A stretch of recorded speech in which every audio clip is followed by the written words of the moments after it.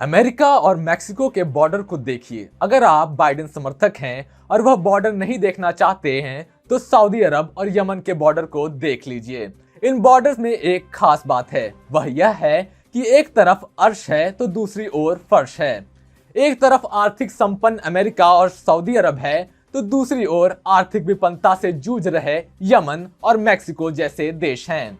भारत में इतना अंतर तो दो पड़ोसी राज्यों में नहीं है, लेकिन विचारों में तो शायद इससे भी अधिक अंतर हो सकता है, क्योंकि यहाँ बात है पंजाब और हरियाणा की। नमस्कार, स्वागत है आपका TFI पर और मैं शाश्वत सिंह आपको अवगत कराऊंगा कि कैसे एक राज्य तुष्टीकरण हेतु बस भिन्न भिन्न समूहों को खुश करने में लगा है तो दूसरी ओर वह राज्य है जो चुपचाप भारतीय सभ्यता को जागृत करने के लिए प्रयासरत है। तो अविलंब आरंभ करते हैं।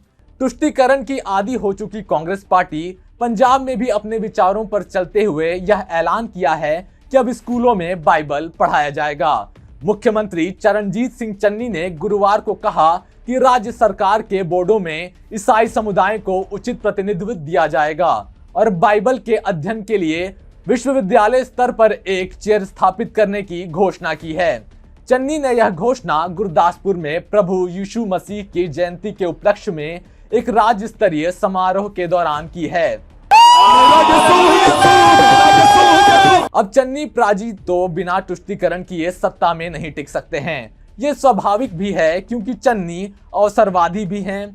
दिलचस्प बात यह है कि दोपहर 12 बजे सीएम समारोह स्थल पर पहुंचे थे, लेकिन उन्हें अंतिम क्षणों में कुछ बदलाव करने पड़े क्योंकि ज्यादातर कुर्सियां खाली थी। उन्होंने एक सरकारी स्कूल की जांच के लिए जाने का फैसला किया और कुछ और कुर्सियों पर आगंतुकों से भर जाने पर लौट आए। फिर भी जब सीएम ने भाषण दिया तब भी सभा बड़ी नहीं थी। ईसाई समुदाय द्वारा उठाए गए मुद्दों पर बोलते हुए चन्नी ने कहा कि कब्रिस्तान की समस्या का समाधान उन जिलों में किया जाएगा जहां समुदाय की मौजूदगी है।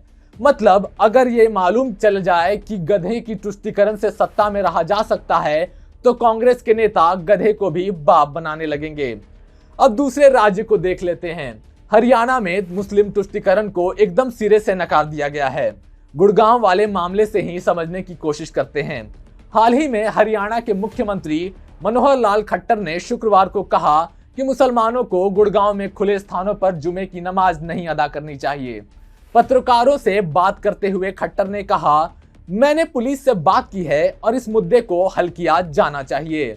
हमें पूजा स्थलों पर प्रार्थना करने वाले किसी से भी कोई समस्या नहीं है। उन स्थलों को इस उद्देश्य के लिए बनाया गया है, लेकिन ये खुले में नहीं होना चाहिए। हम खुले में नमाज अदा करने की प्रथा को बर्दाश्त नहीं करेंगे।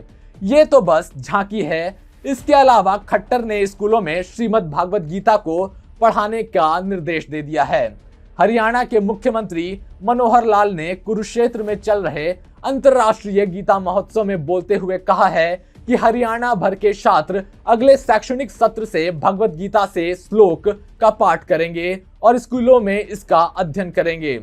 2 सप्ताह तक चल रहे उत्सव की छठी संगोष्ठी पर बोलते हुए श्री खट्टर ने कहा कि भगवत गीता से संबंधित पुस्तकें कक्षा 5 और 6 में पढ़ाई जाएगी। ये भी ठीक है। श्री लाल ने कहा कि अलग अलग विचारों का प्रचार करने वाली किताबें हैं, लेकिन किसी की तुलना भगवत गीता से नहीं की जा सकती, जिसने जीवन को एक दिशा दी है। उन्होंने कहा कि युवा गीता की शिक्षाओं को आत्मसात करें और अपने जीवन में इसका अभ्यास करें। यदि कोई केवल एक श्लोक को आत्मसात कर सकता है तो यह जीवन में सफल होने के लिए पर्याप्त है। सोचिए, 2 राज्य, 2 मुख्यमंत्री और 2 विपरीत दशा। इस भारतीय लोकतंत्र की उपलब्धि मानी जाए या लोकतंत्र का अभिशाप। एक तरफ तुष्टीकरण से प्रेरित होकर धर्मांतरण हो रहा है तो दूसरी ओर गीता का अध्ययन हो रहा है। यह समय का विपदा कहिए कि वहां पर सभ्यता विरोधी वाली सरकार है।